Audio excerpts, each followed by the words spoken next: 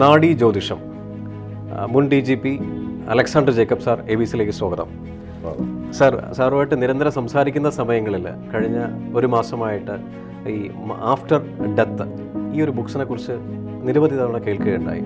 അപ്പോൾ സാറിൻ്റെ ഒരു എന്താ പറയുക ഗംഭീരമായ ഒരു എക്സ്പീരിയൻസ് നാഡി ജ്യോതിഷം വഴി പുനർജന്മത്തിലേക്കുള്ള കണക്ഷൻ സാർ ഒന്ന് ഷെയർ ചെയ്യുമോ ആ എക്സ്പീരിയൻസ്? അത് ജ്യോതിഷത്തിൻ്റെ വേറൊരു ഭാഗമാണ്. ആക്ച്വലി ലോകത്തിലെ ആദ്യ കാവ്യമാണ് രാമായണം. രാമായണത്തിൽ സീതാദേവി ജനിക്കുകയാണ്. സീതാദേവി ജനിക്കുമ്പോൾ സീതാദേവിയുടെ ലക്ഷണങ്ങൾ വെച്ചിട്ട് അസ്ട്രോളജി നോക്കിയിട്ടാണ് തീരുമാനിക്കുന്നത് ഈ സ്ത്രീയുടെ ജന്മം കൊണ്ട് രാക്ഷസ വംശത്തിന് എന്ത് നാശമാണ് ഉണ്ടാകാൻ പോകുന്നതെന്ന് കണ്ടെത്തുന്നത്. ശ്രീരാമൻ്റെയും ലക്ഷ്മണൻ്റെയും ജ്യോതിഷം പരിശോധിക്കുന്നത് രാമായണത്തിൽ കൃത്യമായി രേഖപ്പെടുത്തിയിട്ടുണ്ട്. വളരെ ശ്രദ്ധേയമായിട്ട് നമ്മൾ മനസ്സിലാക്കുകയാണ് ഗ്രീസിലെ ഏറ്റവും പ്രസിദ്ധമായ ഇതിഹാസം ഇലിയഡിൽ പാരീസ് ജനിക്കുമ്പോൾ ഇവൻ്റെ ജനനം കാരണം ഈ പട്ടണത്തിന് വലിയ നാശമുണ്ടാകും. അതുകൊണ്ട് കുട്ടിയെ കൊല്ലാൻ വേണ്ടി തീരുമാനിച്ച് അവർ മലയിൽ കൊണ്ട് കളയുകയാണ്. അവിടുന്ന് ആ കുട്ടി രക്ഷപ്പെട്ട് വന്നിട്ടാണ് ഹെലൻ ട്രോയെ തട്ടിക്കൊണ്ടുപോയി വലിയ യുദ്ധത്തിലേക്ക് കലാശിക്കുന്നത്. മഹാഭാരതത്തിൽ ഓരോരുത്തരുടെയും ജ്യോതിഷം വെച്ചിട്ട് അവരുടെ ജനനവും അവരുടെ ഗുണങ്ങളും കണ്ടെത്തുകയാണ്. അപ്പോൾ പാഞ്ചാലി ഈയുടെ അടുത്ത് വന്നിട്ട് ശ്രദ്ധേയമായി പാഞ്ചാലിയുടെ മക്കളുടെ കാര്യങ്ങൾ സംസാരിക്കുന്ന കൂട്ടത്തിൽ കുന്തിദേവി വന്നപ്പം കുന്തിദേവിയോട് പറഞ്ഞു, നീ എന്ത് ഭാഗ്യവതിയാണ്, എൻ്റെ മൂത്ത മോൻ യുധിഷ്ഠിരൻ ആ ഗുണം, ഭീമസേനൻ ഈ ഗുണം, അർജുനൻ വില്ലാളി വീരൻ എല്ലാം പറഞ്ഞപ്പോൾ കുന്തിദേവി പറയാണ്, ഏത് മഹാനായ ക്വാളിറ്റി ഉണ്ടെന്ന് വെച്ചിട്ട് എന്ത് കാര്യം, കണ്ടില്ലേ 5 വന്ന് കിടക്കയില്ലേ വനവാസത്തിൽ. അപ്പോൾ ഏത് സമയത്ത് ജനിക്കണം, നല്ല സമയത്ത് ജനിക്കണം, അതാണ് വളരെ പ്രധാനപ്പെട്ട കാര്യം എന്ന് കുന്തിദേവി മഹാഭാരതത്തിൽ മറുപടി കൊടുക്കാം. അപ്പോൾ ഭാഗവതം എടുക്കുമ്പോൾ ഭഗവാൻ കൃഷ്ണൻ ജനിക്കുന്നു. അപ്പോൾ അഷ്ടമരോഹിണിയുടെ 12-ൽ 11 പൂർത്തിയായി നിൽക്കുന്ന സമയത്താണ് ഭഗവാൻ കൃഷ്ണൻ ജനിക്കുന്നത്. അപ്പോൾ ആ സമയത്ത് ജനിച്ചാൽ എന്താണ് പ്രത്യേകത, അത് ഭാഗവതത്തിൽ വളരെ കൃത്യമായി രേഖപ്പെടുത്തിയിരിക്കുകയാണ്. ബാബിലോണിലെ പ്രസിദ്ധമായ ഇതിഹാസങ്ങളിലൊക്കെ തന്നെ ജ്യോതിഷം വളരെ കൃത്യമായി രേഖപ്പെടുത്തുകയാണ്. അതെ, ഈജിപ്തിൽ വളരെ വിശാലമായ ശാസ്ത്രമായിരുന്നു അസ്ട്രോളജി എന്ന് പറയുന്നത്. വേദപുസ്തകത്തിൽ യാക്കോബിൻ്റെ മക്കൾ ജനിക്കുകയാണ്. ഓരോ മകനും പേരിടുമ്പോൾ, റൂബൻ തൊട്ട് ബെന്യാമിൻ വരെ പേരിടുമ്പോൾ സോളാർ അസ്ട്രോളജി വെച്ചിട്ടാണ് ആ പേരുകളൊക്കെ ഫിക്സ് ചെയ്യുന്നത്. യേശുക്രിസ്തു ജനിക്കുന്നു. യേശുക്രിസ്തു ജനിച്ച ഒരു വിദ്വാൻമാർ അറിയുന്നത് ആകാശത്തിലെ നക്ഷത്രം കണ്ടിട്ടാണ്. എന്നിട്ട് അതിനെ ട്രാക്ക് ചെയ്ത് വരികയാണ്. അസ്ട്രോളജി വെച്ചിട്ടാണ് യേശുക്രിസ്തു ജനനം പിടിക്കുക. യേശുവിന് 2ാം വരെ വരുമ്പോൾ ആകാശത്തെ 12 ഭാഗങ്ങളെ വിഭജിച്ച് ഓരോ സൊഡൈക്കൽ സൈനിൽ ഓരോ ശിഷ്യനെയാണ് പ്രദർശിച്ചിരിക്കുന്നത്. പത്രോസ് ഇന്ന സൊഡൈക്കൽ സൈനിൽ, ജെയിംസ് ഇന്ന സൊഡൈക്കൽ സൈനിൽ. അപ്പം ക്രിസ്തുമതം അസ്ട്രോളജിക്കെതിരെ സംസാരിക്കുമെങ്കിലും ആ അസ്ട്രോളജി എന്ന് പറയുന്നത് വേദപുസ്തകത്തിൽ സാക്ഷീകരിച്ചിട്ടുള്ളൊരു സംഭവമാണ്. ഇപ്പോൾ അറബികൾക്ക് അസ്ട്രോളജിയിൽ വിശ്വാസം ഉണ്ടായിരുന്നു. ബുദ്ധഭഗവാൻ ജനിക്കുന്നു. ബുദ്ധഭഗവാൻ ജനിച്ചപ്പോൾ ബുദ്ധഭഗവാന്റെ ജാതകം എടുക്കുക. ജാതകം എടുത്തിട്ട് സുധോധന രാജാവിനോട് പോയി പറയുകയാണ്, അങ്ങയുടെ മകൻ ഒന്നുകിൽ ഇന്ത്യ മഹാരാജ്യത്തിന് അപ്പുറത്തെ രാജ്യങ്ങളിൽ പിടിച്ചടക്കുന്ന വലിയൊരു ചക്രവർത്തിയായിരിക്കും, അല്ലെങ്കിൽ അങ്ങയുടെ മകൻ വലിയൊരു പുണ്യവാനായ ഒരു സന്യാസിയായി മാറും. അപ്പോൾ ഇവൻ സന്യാസിയായി മാറാതിരിക്കാൻ വേണ്ടിയാണ് സുധോധന രാജാവ് ഇദ്ദേഹത്തെ എൻക്ലോസ് ചെയ്ത് മറ്റാരെയും കാണിക്കാതെ ജീവിപ്പിച്ചത്. പക്ഷേ ഇടയ്ക്കിടയ്ക്ക് കൊട്ടാരത്തിൽ നിന്ന് പുറത്തിറങ്ങിപ്പോയപ്പോൾ കണ്ട സംഭവങ്ങൾ വെച്ചിട്ടാണ് ബുദ്ധഭഗവാൻ മഹാസന്യാസിയായി മാറുന്നത്. ബുദ്ധമതത്തിലും ജൈനമതത്തിലും ഈ ജാതകം വളരെ കൃത്യമായി രേഖപ്പെടുത്തിയിരിക്കുകയാണ്. മഹാഭാരതത്തിലെ ഏറ്റവും പ്രസിദ്ധമായ സംഭവമാണ് ഭീഷ്മർക്ക് ഉത്തരായന കാലത്ത് മാത്രമേ മരിക്കാൻ പറ്റുള്ളൂ. അപ്പോൾ ദക്ഷിണായന കാലത്ത് യുദ്ധം തുടങ്ങിയത് എന്തിനാണെന്ന് വെച്ചാൽ ദക്ഷിണായന കാലത്ത് ഭീഷ്മരെ വീഴിക്കാൻ പറ്റിയല്ല. അതുകൊണ്ട് ഒരിക്കലും വീഴിക്കാനൊക്കാത്ത ഒരാൾ സേനാനായകനായിട്ടിരുന്നാൽ യുദ്ധം പരാജയപ്പെടാൻ പറ്റിയല്ല. ഭഗവാൻ കൃഷ്ണൻ വളരെ ബുദ്ധിയായി ഭീഷ്മരെ വീഴിക്കുകയും മറ്റ് സേനാനായകന്മാരെ പരാജയപ്പെടുത്തി യുദ്ധം ജയിക്കുകയാണ്. അപ്പോൾ ഭീഷ്മർ ഉത്തരായന കാലം പ്രതീക്ഷിച്ചിങ്ങനെ ശരശയെ കിടക്കുമ്പോൾ ഭഗവാൻ കൃഷ്ണൻ ഭീഷ്മൻ മരിക്കുന്ന ദിവസം അറിയാം, ഉത്തരായനം തുടങ്ങുന്ന ദിവസമാണ്. ഭീഷ്മന് നേരെ ശരശയിൽ വന്നു.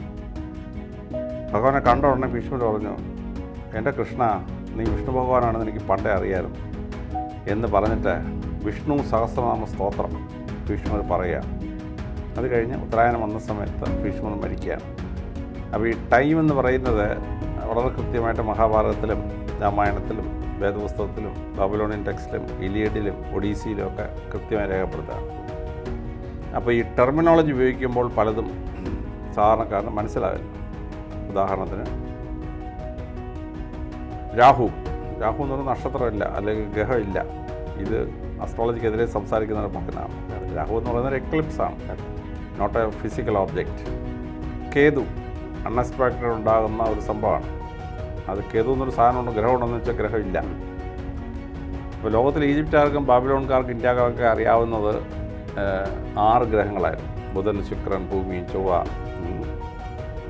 വ്യാഴം, ശനി. പക്ഷേ കഴിഞ്ഞ 150 വർഷം കൊണ്ടാണ് പിന്നീടുള്ള 3 ഗ്രഹങ്ങളെ കണ്ടെത്തിയത്. Uranus, Neptune, Pluto. പ്ലൂട്ടോ 1930 കണ്ടെത്തുന്നത്. 93 വർഷമായിട്ട് കണ്ടെത്തിയിട്ടുള്ളത്. പക്ഷേ ഭാരതത്തിൻ്റെ പ്രസിദ്ധമായ പുസ്തകങ്ങളിൽ കൃത്യമായി ഈ 3 ഗ്രഹത്തിനെ യുറാനസ്, നെപ്റ്റ്യൂൺ, പ്ലൂട്ടോയെ വിളിച്ചിട്ടുണ്ട്. കണ്ടകൻ, സമരസൻ, ബ്രഹ്മസൂരി 3 ഗ്രഹം. അപ്പം നവഗ്രഹങ്ങൾ, നമ്മളെപ്പോഴും നവഗ്രഹം എന്ന് പറയുന്നത് 9 ഗ്രഹങ്ങളുണ്ടാവും. അത് ലോകത്തിലെല്ലാവരും പറഞ്ഞു ഭൂമി പരന്നാണെന്ന്.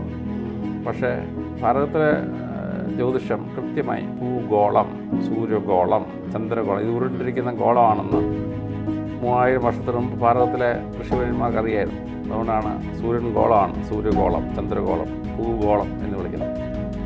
അപ്പോൾ 9 ഗ്രഹങ്ങൾ ഉൾപ്പെട്ട ഒരു ജ്യോതിശാസ്ത്രമായ അറിവ് ഉണ്ടായിരുന്നു. അതിലെ പ്രധാനപ്പെട്ട നക്ഷത്രങ്ങൾ എടുത്തിട്ടാണ് ഈ മന്വന്തരങ്ങൾ കണക്കാക്കിയത്. ഹിന്ദുമതം ലോകത്തിന് കൊടുത്ത വലിയൊരു സംഭാവനയാണ് സൈക്ലിക്കൽ ഹിസ്റ്ററി. മറ്റെല്ലാ സിവിലൈസേഷനും ലീനിയർ ഹിസ്റ്ററിയാണ് എഴുതുക. ചരിത്രം ഇങ്ങനെ മുമ്പോട്ട് പോയിക്കൊണ്ടിരിക്കുകയാണ്. പക്ഷേ ഹിന്ദുക്കൾ പറഞ്ഞു ഒരു മന്വന്തരം കൃതത്രേത ദ്വാപരങ്ങളിൽ 4 കാലം, അത് കഴിഞ്ഞ് കൽക്കി വരും. കൽക്കി വന്നു കഴിഞ്ഞ് വീണ്ടും കൃതയുഗം സ്റ്റാർട്ട് ചെയ്യും. അപ്പോൾ നമ്മളിപ്പോൾ പോയിക്കൊണ്ടിരിക്കുന്ന 7ാമത്തെ മന്വന്തരത്തിലാണ്, വൈശ്വത മന്വന്തരം. വൈശ്വതം സൂര്യഭഗവാൻ. സൂര്യഭഗവാന്റെ സോളാർ സിസ്റ്റത്തിൽ മനുഷ്യനുള്ള കാലഘട്ടമാണ് വൈശ്വത മന്വന്തരം. ഇനി കൽക്കി ഇപ്പം അവതരിക്കും. അപ്പോൾ കൽക്കാനി എന്ന് പറയുന്ന ഈസ്റ്റേൺ UP-യിലെ ഒരു ബ്രാഹ്മണ കുടുംബത്തിലാണ് കൽക്കി ജനിക്കാൻ പോകുന്നത്. കൽക്കി ജനിക്കാൻ പോയിട്ട് പറക്കുന്ന കുതിരയുടെ മണ്ടയ്ക്ക് പോകും. ഇപ്പോഴത്തെ ഭാഷ പറഞ്ഞാൽ ഡ്രോണോ ഹെലികോപ്റ്ററിൽ പോയിട്ട് ഈ കാലം അവസാനിപ്പിച്ചിട്ട് കൃതയുഗത്തേക്ക് തിരിച്ചു പോകും. പക്ഷേ അടുത്ത മനുഷ്യൻ താമസിക്കാൻ പോകുന്നത് ഭൂഗോളത്തിലല്ല. അത് വേദവ്യാസം പറയുന്നത് റാസ അൽഗതി, തൃക്കേട്ട നക്ഷത്രത്തിൻ്റെ കൂടുള്ളൊരു ഗ്രഹത്തിലാണ് ഇനി മനുഷ്യൻ അടുത്ത മന്വന്തരം വരാൻ പോകുന്നത്. അപ്പോൾ ഈ സൈക്ലിക്കൽ ഹിസ്റ്ററിയിലൂടെ 14 നക്ഷത്ര സമൂഹത്തിൽ 14 ഭാഗമായിട്ട് മനുഷ്യൻ ജീവിക്കുന്ന കാലഘട്ടത്തെ കൃത്യമായി വ്യാഖ്യാനിച്ചെടുക്കുകയാണ് ഈ പുരാണം. അപ്പോൾ ഈ ജ്യോതിഷം മനസ്സിലാക്കണമെങ്കിൽ അസ്ട്രോളജിയും അതുപോലെ ട്രാൻസ്ലേറ്റ് ചെയ്തല്ല മനസ്സിലാക്കണ്ടേ. ആ സൈക്ലിക്കൽ ഹിസ്റ്ററിയെ മനസ്സിലാക്കിയിട്ട് വേണം കൃത്യമായിട്ട് മനസ്സിലാക്കാൻ. അപ്പോൾ അങ്ങനെയുള്ള കൃത്യമായ ഒരു ശാസ്ത്രം നമ്മൾ വർക്കൗട്ട് ചെയ്യുമ്പോഴാണ് മനുഷ്യൻ്റെ ജന്മവും മനുഷ്യൻ്റെ മരണവും വ്യാഖ്യാനിക്കുന്നത്. മറ്റ് മതങ്ങൾ പറഞ്ഞു മനുഷ്യൻ മരിച്ചു, തീർന്നു, ഇനി ആ 70 വർഷത്തെ അല്ലെ 80 വർഷത്തെ മനുഷ്യൻ്റെ ആയുസ് വെച്ചിട്ട് നന്മകളെ കണക്കാക്കി അവൻ സ്വർഗത്തിലോ നരകത്തിലോ പോകുന്നു. ഇപ്പോൾ ഹിന്ദുക്കൾക്ക് 7 സ്വർഗം, ഭാഗവത്തിൽ 28 നരകം, ദേവീഭാഗവത്തിൽ 76 നരകം. മുസ്ലിങ്ങൾക്ക് 1 സ്വർഗം, പക്ഷേ 7 നരകമുണ്ട്. 7 നരകം. ക്രിസ്ത്യാനിക്ക് 1 സ്വർഗം, 1 നരകം, പിന്നെ ഒരു ശുദ്ധീകരണ സ്ഥലം, ചെറിയ തെറ്റുകളൊക്കെ പരിഹരിക്കാനുള്ള സ്ഥലം, പിന്നെ ഒരു ലിംബോ ഇല്ലെന്ന് മാർപ്പാപ്പ സർട്ടിഫൈ ചെയ്തു. പിന്നെ ശുദ്ധീകരണ സ്ഥലമാണ്. അത് ഉണ്ടോ ഇല്ലയോ എന്നുള്ള തർക്ക വിഷയത്തിൽ ഇങ്ങനെ കിടക്കുകയാണ്. ഓരോ മതത്തിനും സ്വർഗത്തിൻ്റെ എണ്ണവും നരകത്തിൻ്റെ എണ്ണവും ഒക്കെ വ്യത്യാസമാണ്. പക്ഷേ ആ എണ്ണ വ്യത്യാസത്തിലൂടെ വളരെ കൃത്യമായി ഒരു സ്വപ്ന നരകമോ സ്വപ്ന സ്വർഗമോ ഒക്കെ. ഹിന്ദുക്കൾ പറഞ്ഞു അങ്ങനെയല്ല. ഹിന്ദുക്കൾ പറയുന്നത് മനുഷ്യൻ മരിച്ചാൽ ഒന്നുകിൽ അവന് മോക്ഷം കിട്ടും, ഇല്ലെങ്കിൽ അവൻ പുനർജന്മം എടുക്കും. പുനർജന്മം എടുക്കുമ്പോൾ അവൻ മൃഗമോ മനുഷ്യനോ എന്തുമായിട്ട് വരുമെന്നുള്ളത് ഇപ്പോൾ പറയാൻ പറ്റില്ല. പക്ഷേ ആ പുനർജന്മം എടുക്കുന്നതിനൊരു പ്രോസസ്സ്. അപ്പോൾ ഹിന്ദുക്കൾക്ക് ഏറ്റവും വലിയ പ്രത്യേകത നിത്യം നൽകുന്ന സാധനമില്ല. ഞങ്ങൾ ക്രിസ്ത്യാനികൾക്കൊക്കെ 7 കൊല്ലം ജീവിച്ചിട്ട് നന്മ കൂടുതലാണെങ്കിൽ മില്യൺസ് ഓഫ് ഇയേഴ്സ് സ്വർഗത്തിൽ, തിന്മ കൂടുതലാണെങ്കിൽ മില്യൺസ് ഓഫ് ഇയേഴ്സ് നരകത്തിൽ. ഇങ്ങനെയാണ് പരിപാടി.